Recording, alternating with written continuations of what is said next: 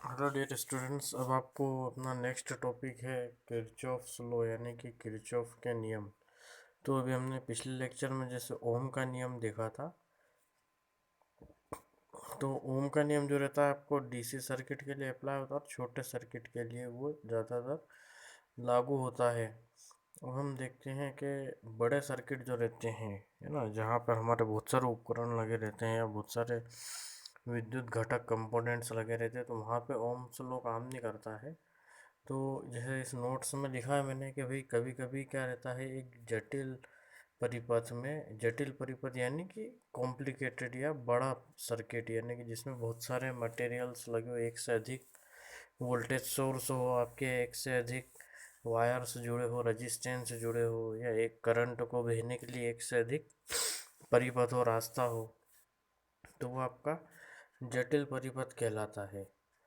तो इसमें आपका क्या रहता है जनरली कि कभी कभी जटिल परिपथ जो रहता है उसमें वोल्टेज या करंट का मान निकालने के लिए हमें दिक्कत आती है। भाई ओम का नियम तो क्या है कि भाई सिंगल वोल्टेज लगाया आपने, सिंगल करंट बह रहा है एक ही तार में, अगर तो V is equal to I R लगा के आप आसानी से उसका फॉर्मूला निकाल सकते हो, है ना। बाकी अगर एक से अधिक V है, एक से अधिक I है, एक से अधिक R है, तो उसके लिए ओम का नियम कारगर साबित नहीं होता है। तो ओम का नियम का उपयोग करने से हमें परेशानी हो सकती है। तो 1845 में गुस्ताव किरचॉफ नाम के एक जर्मन भौतिकी वैज्ञानिक यानी फिजिक्स के वैज्ञानिक थे। उन्होंने विद्युत परिपथ हो यानी कि इलेक्ट्रिकल सर्किट्स में होने वाली इन्हीं परेशानियों का हल निकालने के लिए वोल्टता एवं धारा संबंध यानी कि वोल्टेज एवं करंट से रिलेटेड दो नियम प्रतिपादित किए यानी कि खोज किए यानी कि बनाए। ये दोनों नियम किरचॉफ के परिपथ के नियम यानी कि किरचॉफ के सर्किट लॉज कहलाते हैं। ओम के नियम की तरह ही किरचॉफ के नियमों का भी विद्युत इंजीनियरिंग यानी कि इलेक्ट्रिकल इंजीनियरिंग के क्षेत्र में बहुत महत्व है। तो किरचॉफ के परिपथ के नियम यानी कि Kirchhoff circuits law in Hindi जो रहता है आपका, जिन दो नियमों को बताया था वो इस प्रकार है। तो जो किरचॉफ का प्रथम नियम है, इसी को हम किरचॉफ का धारा नियम भी कहते हैं या केसीएल भी कहते हैं। के से किरचॉफ, सी से करंट और एल से लॉ यानी कि किरचॉफ का धारा नियम, है ना। और दूसरा आपका कहलाता है किरचॉफ का विभवांतर नियम या किरचॉफ्स वोल्टेज लॉ, के वी एल। के से किरचॉफ, वी से वोल्टेज, एल से लॉ। तो किरचॉफ का पहला नियम आपका क्या कहलाता है, इसकी परिभाषा क्या है। तो आपका किरचॉफ का पहला नियम क्या कहता है कि भाई किसी भी विद्युत परिपथ में किसी भी बिंदु संधि मतलब क्या होती है, इसको हम इंग्लिश में जंक्शन या नोड भी कहते हैं। मतलब कि ऐसा पॉइंट जहाँ पर एक से अधिक रास्ते, उस पॉइंट पे एक से अधिक रास्ते होकर के गुजरते हो, वो आपका जंक्शन या नोड कहलाता है। या ऐसा पॉइंट या बिंदु जहाँ एक से अधिक रास्ते आते हो या एक से अधिक रास्ते वहाँ से जाते हो। जैसा आप ट्रेन का देखा होगा आपने, जैसा उज्जैन जंक्शन, रतलाम जंक्शन। तो ये जंक्शन क्यों कहलाते हैं कि भाई उस स्टेशन से दो से अधिक रास्ते आपके जाने के लिए होते हैं, है ना। भाई किसी किसी स्टेशन पे सिर्फ एक ही रास्ता होता है, वही जाने का और आने का। बाकी किसी किसी स्टेशन से क्या रहता है कि पूर्व पश्चिम के अलावा दूसरी दिशा में भी जाने के जो रेलवे लाइन होती है ना, इसलिए उस ऐसे स्टेशनों को हम जंक्शन कहते हैं। तो जो रहता है इसके नियम का मतलब ही यही है कि भाई किसी परिपथ में किसी भी या किसी विद्युत परिपथ में किसी भी बिंदु या संधि, जिसको हम जंक्शन या नोड कहते हैं, पर मिलने वाली धाराओं यानी करंट, भाई एक से अधिक वायर्स है अगर आपके किसी भी सर्किट में, वो किसी पॉइंट्स पे मिल रहे हैं, तो जाहिर सी बात है उन जो अलग अलग आपके वायर्स उनमें करंट भी अलग अलग बहेगा, है ना। तो करंट को हम पानी की धारा की तरह समझ सकते हैं। और आपका जो वोल्टेज है वो एक भी हो सकता है, दो भी हो सकते हैं। जैसे आपके पानी की टंकी, भाई वो एक ही है, बाकी आपने अलग अलग पाइपलाइंस निकाल दी, तो वो आपकी पाइपलाइंस आपके वायर होगा और उसमें बहने वाला पानी आपका करंट हो गया। तो आपका जो उन नोड्स पे या जंक्शन पे जो मिलने वाली धाराएं रहती है उनका बीजगणितीय योग यानी कि एल्जेब्रिक सम शून्य होगा। बेटा बीजगणितीय योग मतलब क्या होता है कि एक ही चीज़ अगर अलग अलग मान में है तो उनका योग, जैसे कि भाई स्टूडेंट्स का बीजगणितीय योग क्या होगा कि student 1 plus student 2 plus student 3, तो इसको हम बीजगणित यानी कि समेशन करके स्टूडेंट समेशन स्टूडेंट भी लिख सकते हैं, है ना। जैसे कि भाई आपके करंट है, तो करंट का रूप अलग अलग है, जैसे I1 I2 I3, तो इसको बीजगणितीय योग में कैसे लिखूँगा, समेशन आई, और इसको अगर डिटेल रूप में लिखूँगा मैं तो समेशन आई बराबर हो जाएगा समेशन I1, ये समेशन हट जाएगा और वो क्या हो जाता है I1 plus I2 plus I3 dot dot dot जितना आपके पास अवेलेबल है, तो उनका बीजगणितीय योग शून्य होगा। यानी कि I1 भाई जैसे कि एक आपकी शाखा में या एक वायर में करंट बह रहा है तो I1, दूसरे वायर में I2, तीसरे वायर में I3, तो इनका बीजगणितीय योग क्या हो जाएगा, समेशन आई बराबर 0 या summation I1 plus summation I2 plus summation I3 is equal to 0।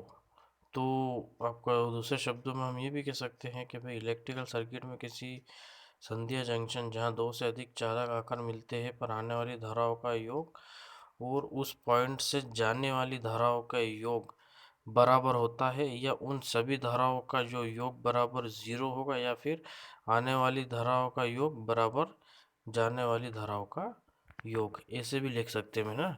इसको मैं डायग्राम में समझाऊंगा आपको। तो इसमें इसे अपन किरचॉफ का बिंदु नियम भी कहते हैं, है ना, पॉइंट लॉ भी कहते हैं इसको। ये इसको हम आवेश के संरक्षण के सिद्धांत पे काम करता है, यानी कि कंजर्वेशन ऑफ चार्ज। एग्जाम्पल जैसे डायग्राम है अभी नीचे में उसके अनुसार बताता हूँ आपको कि ये जैसा आपका किरचॉफ के फर्स्ट लॉ का डायग्राम है, ये आपका बीच में एक ब्लैक कलर का बिंदु दिख रहा है। इस बिंदु की ओर देखिए आप I3 और I2 इस बिंदु की ओर एंटर कर रहा है, यानी कि बिंदु की ओर करंट की दिशा बिंदु की ओर है, यानी कि ये दो करंट बिंदु की ओर जा रहे हैं। जबकि आपका जो I4 और I1 है वो बिंदु से दूर जा रहे हैं। तो जो करंट बिंदु की ओर जा रहा है वो प्लस में रहेगा और जो बिंदु से दूर जा रहा है वो माइनस में रहेगा। तो इसको मैं नियम के अनुसार अगर लिखूँ तो समेशन आई बराबर 0 भी लिख सकता हूँ, और इसको अगर डिटेल में मैं तोड़ करके लिखूँ तो आई समेशन, ये समेशन हट जाएगा, बचेगा आपका I2 plus I3 plus bracket के अंदर माइनस I1 प्लस ब्रैकेट के अंदर माइनस I4 बराबर 0। अब ये I1 और I4 माइनस क्यों है, क्योंकि ये बिंदु से दूर जा रहे हैं, है ना। तो इसको मैं ऐसे लिख सकता हूँ I2 plus I3 plus minus I1 minus I4 is equal to 0, है ना। या फिर या तो देखो क्या होता है कि सभी धाराओं का योग बराबर 0, या फिर आने वाली धारा बराबर जाने वाली धारा। तो हमारे आने वाली धारा I2 प्लस I3 और बिंदु से जाने वाली धारा बराबर I1 प्लस I4, ऐसे भी मैं इसको लिख सकता हूँ। अब किरचॉफ का आपका जो दूसरा नियम है, किरचॉफ के विभवांतर नियम की जो परिभाषा है, ये दूसरा नियम ये थोड़ी जटिल है समझने में। इसका ये कहना है कि भाई किसी बंद लूप या परिपथ में जो विद्युत वाहक बल ईएमएफ, या इस ईएमएफ को ही या विद्युत वाहक बल को ही हम वोल्टेज कहते हैं, यानी कि वह बल जो विद्युत को या विद्युत धारा को बहने के लिए सहायक होता है। तो इसका बीजगणितीय योग जो होगा सारे वोल्ट उस परिपथ के प्रतिरोध के सिरों पर उत्पन्न जो वोल्टेज रहेगा उसके बीजगणितीय योग के बराबर 0 रहेगा। यानी कि भाई जो वोल्टेज हमने लगाया और वही वोल्टेज आपका उस सर्किट में अप्लाई हुआ, टूटा अंदर जाकर के आई और आर के रूप में, तो आपका V plus I R is equal to 0, या summation V is equal to 0। भाई हमारा जो वोल्टेज है वो वोल्टेज बैटरी एक जगह पर रहती है, बाकी वो सर्किट के अंदर तार के अंदर आई और आर के रूप में विभाजित हो जाती है। तो ये इस नियम का ही कहना है कि जो वोल्टेज आपने लगाया प्लस आई और आर के रूप में जो आपका वोल्टेज गया बराबर ज़ीरो होगा। तो किसी लूप मतलब कोई करंट का बहने वाला बंद परिपथ को हम लूप कहते हैं कि सभी विभवांतर का बीजगणितीय योग शून्य होता है। इसे किरचॉफ का हम लूप नियम भी कहते हैं। ये जो रहता है आपका ऊर्जा के संरक्षण के नियम पर आधारित, यानी कंजर्वेशन ऑफ एनर्जी। ऊर्जा आपका फर्स्ट लॉ था वो कंजर्वेशन ऑफ चार्ज था, यानी कि आवेश का संरक्षण का। और ये ऊर्जा का संरक्षण, यानी कि आपकी ऊर्जा क्या हुई, कुल मिला के जो आपने ऊर्जा दी थी वही विभाजित हो गई सर्किट में, है ना। तो आपकी ऊर्जा कहीं नहीं गई, वापस से दूसरे रूप में खर्च हो गई। यानी कि ऊर्जा का संरक्षण क्या है, ऊर्जा ना तो नष्ट की जा सकती और ना ही बनाई जा सकती, जबकि एक रूप से दूसरे रूप में इसको हम ट्रांसफ़र कर सकते हैं। तो किरचॉफ का सेकंड लॉ रहता है, उसका डायग्राम है नीचे। उसका डायग्राम के अनुसार जो रहेगा, देखो आपके सर्किट में जैसे कि अगर बहुत सारे वोल्टेज है, voltage A B, voltage B C, voltage C D, voltage D A is equal to zero. ये आपका ये रहा आपका वो यहाँ पे ये ए और बी के बीच में वोल्टेज आपका है, फिर बी और सी के वोल्टेज में बीच में ये जो आर आर लिखा है आपके रजिस्टेंस है, फिर सी और डी के बीच में भी रजिस्टेंस आपका है और डी और ए के बीच में। तो ये जो आपका टोटल आपका वोल्टेज है उनका योग बराबर ज़ीरो होगा, यानी कि voltage A B, voltage B C, voltage C D और voltage D A is equal to zero. और ये लूप मतलब आपका वही बंद परिपथ, यानी कि जहाँ से आप शुरू होकर के वहीं पे आपकी जो यात्रा ख़त्म होती है करंट की, वो आपका लूप कहलाता है, यानी कि बंद परिपथ या रास्ते को हम लूप कहते हैं, है ना। इसका एक एग्जांपल और है, ये भाई आपका जो रहता है विद्युत धारा किरचॉफ के नियम जो रहता है द्वितीय नियम, उसको लूप नियम या वोल्टेज नियम भी कहते हैं। तो इसके अनुसार आप इस दूसरे डायग्राम से भी समझ सकते हो कि किसी बंद लूप में विभवांतर का बीजगणितीय योग शून्य होता है, यानी कि जो आपका V3 V4 और V1 V2 इन सब का योग बराबर ज़ीरो होगा, है ना। किसी किसी प्रतिरोध में या पर धारा की दिशा में चलते हुए प्रतिरोध पर विभवांतर माइनस आई आर होता है, यानी कि भाई अगर आप प्लस से चले, आप जैसे बैटरी के प्लस से चले तो आप प्लस में वोल्टेज ले लोगे, अगर आप बैटरी के माइनस की दिशा में चलते हो तो आप माइनस में वोल्टेज लेंगे। ये कुछ भी नहीं, बस करंट की दिशा परिवर्तित हो जाती है आपकी, है ना। तो ओम का नियम भी यही कहता है V is equal to I R. तो आपका वोल्टेज जो रहता है आई आर के रूप में विभाजित हो जाता है। तो अब जो रहता है आपका यही आपका किरचॉफ का प्रथम द्वितीय नियम कहलाता है। उसको हम किरचॉफ का लूप नियम भी कहते हैं, है ना। किरचॉफ का नोड नियम भी कहते हैं इसको, है ना। नोड यानी कि क्या होता है आपका जंक्शन या ऐसा पॉइंट जहाँ विद्युत परिपथ के दो या दो से अधिक चालक या कोई अन्य तत्व आकर मिलते हैं, वो आपका नोड कहलाता है। नोड मैंने नीचे बता ही दिया आपको। वो लूप क्या होता है, लूप एक बंद परिपथ को कहते हैं हम, जिसमें सर्किट से संबंधित तत्व होते हैं, जैसे कि भाई आपका रजिस्टेंस है, वायर है ना, उसमें करंट बहता है। तो नोड एक से ज़्यादा नहीं होते, है ना। फिर आसान शब्दों में किरचॉफ का पहला व दूसरा नियम जो रहता है उसको हम यही कह सकते हैं कि भाई ये जो रहता है ये ओम्स लॉ में जो कठिनाइयाँ थी उसको ये दूर करता है। भाई ओम्स लॉ ऐसे सर्किट के लिए लागू होते हैं जहाँ पे आपका सिर्फ सिंगल वायर हो या सिंगल वोल्टेज हो, है ना। बाकी जैसे हमने घरों में देखा है कि भाई अपने घर में अलग अलग जगह पे सर्किट बोर्ड रहते हैं जहाँ से अलग अलग वोल्टेज प्राप्त करते हैं हम, है ना। अलग अलग कमरों में अलग अलग उपकरणों में वायर से जाते हैं, तो वहाँ पे ये नापने के लिए फ़ायदेमंद होता है ना। तो ये आपका एग्ज़ाम में भी आता है, इम्पोर्टेंट है ये लेक्चर। तो ओम ओम का नियम और किरचॉफ के नियम दोनों में से कुछ भी क्वेश्चन आ सकता है एग्ज़ाम में। तो अब आपका जो लिखा है ये इसमें परिभाषाएं भी है कुछ, कि भाई कोई पूछ ले कि नोड क्या होता है, तो नोड यानी कि जंक्शन, यानी कि ऐसा पॉइंट या बिंदु जहाँ पर विद्युत परिपथ के दो या दो से अधिक चालक आकर के मिलते हैं, वो नोड कहलाता है। जैसे मैंने आपको स्टेशन का एग्जांपल दिया, रेलवे स्टेशन पे जहाँ एक से अधिक रास्ते हो या एक से अधिक रेलवे लाइन होती है। जैसे कि भाई उज्जैन अपना है, उज्जैन में एक लाइन जाती है रतलाम की ओर और एक लाइन जाती है भोपाल की ओर, जबकि वो एक ही रास्ता है भाई। एक एक तरफ उस एक ही रास्ते में एक दिशा में भोपाल आएगा, दूसरी दिशा में रतलाम आएगा या नागदा आएगा, है ना। बाकी उज्जैन में एक रास्ता और है जो इन दोनों से विपरीत जाता है, वो है इंदौर देवास के लिए। तो हो गया ना, एक दो से अधिक रास्ते, मतलब पॉइंट हो गया जहाँ पे दो रास्ते मिल रहे हो उस पॉइंट पे, तो वो आपका जंक्शन कहलाता है। तो लूप आपका क्या होता है, लूप एक बंद परिपथ को कहते हैं जिसमें सर्किट से संबंधित तत्व या नोड एक से ज़्यादा नहीं होते हैं।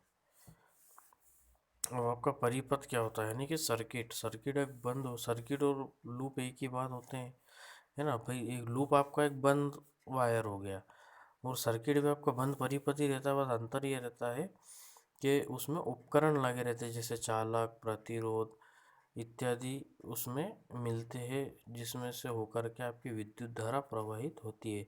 जैसे फॉर एग्जांपल आपने सेल से एक वायर लिया, सेल आपका बैटरी हो गया, है ना, वोल्टेज सोर्स हो गया। उसका वायर का एक सिरा आपने प्लस से जोड़ा, दूसरा सिरा माइनस से जोड़ा, और उन प्लस माइनस के बीच में वायर्स के जो आपने जोड़े थे उस वायर के बीच में आपने एक बल्ब लगा दिया। तो आपका जो करंट है प्लस से होता हुआ आपके बल्ब के थ्रू होता हुआ वापस माइनस पे आ जाता है। फिर वही प्रक्रिया चलती रहती है, घूमता रहता है अपना करंट, यानी कि भाई जहाँ से शुरू हुए वापस वहीं पर आ गए। तो ये आपका बंद परिपथ हो गया, और यही आपका सर्किट कहलाता है। तो ये जो किरचॉफ का नियम और ओम का नियम, ये बहुत इम्पोर्टेंट है आपको, है ना। इसके नोट्स बना लीजिएगा आप, डायग्राम, और अपने आसान शब्दों में भी अगर आप बनाना चाहें तो अपनी तरफ से भी सर्च करके बना सकते हैं आप, है ना। और कल की वीसी में इससे संबंधित कुछ डाउट हो तो बताइएगा आप लोग, है ना।